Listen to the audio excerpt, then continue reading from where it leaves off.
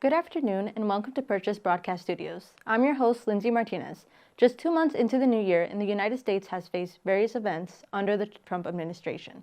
There's been hundreds of ICE raids across the country and sightings only 15 minutes away from the campus. The discussion on tariffs that Trump wants to put in place is still ongoing. There's also been severe funding cuts in various programs like health, education, and even broad research such as climate change. These are just some examples of what has occurred so far since the year has started. With so many events, we wanted to know the biggest concerns students have over the Trump administration. I think the biggest anxieties right now is I feel like trying to figure out like who does and doesn't have their rights or the right to exercise those rights. I think is the biggest anxiety, because you have people who can't even walk down their own street and like feel safe. People of like any sort of immigration status or status even as a citizen, like being profiled on the streets. So like no one feels safe if you look a certain way or dress a certain way or live in a certain area. I think that's like the biggest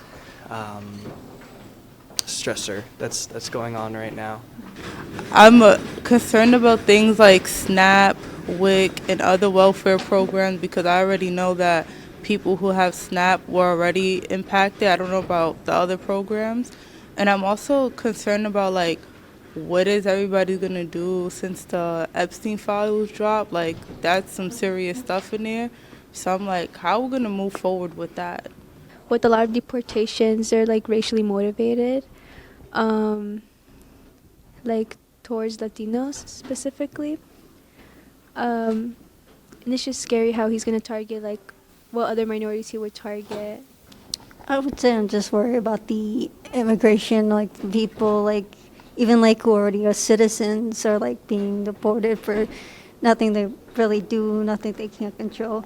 And as a Puerto Rican who has automatic citizenship, which is a good thing, but also kind of feels kind of sad because we don't expect that happening to us. I mean, sometimes people are mistaken for others Latin cultures, but I wish that we could just leave it alone. I think one of the biggest concerns I have is the lasting impact this administration is going to put on our country.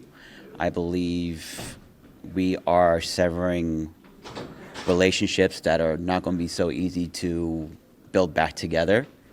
I mean, I believe it was the Canadian Prime Minister I believe yesterday, if I'm not mistaken, talked about how China is now more of a stable country to rely on versus the United States. And I think that really shows an impact to the global politics that are at play right now, and seeing this sort of dynamic shift on the global stage. The thing that I find the most concerning is his promotion of ICE and just increasing those forces, especially considering I'm very visibly brown and Hispanic, and they just, from what I've seen in the news, that not only are they going after people of color who are citizens, now they're going after white people. So it's really just a free-for-all to be able to silence people that they don't like, and that's concerning even as someone who is a U.S. citizen.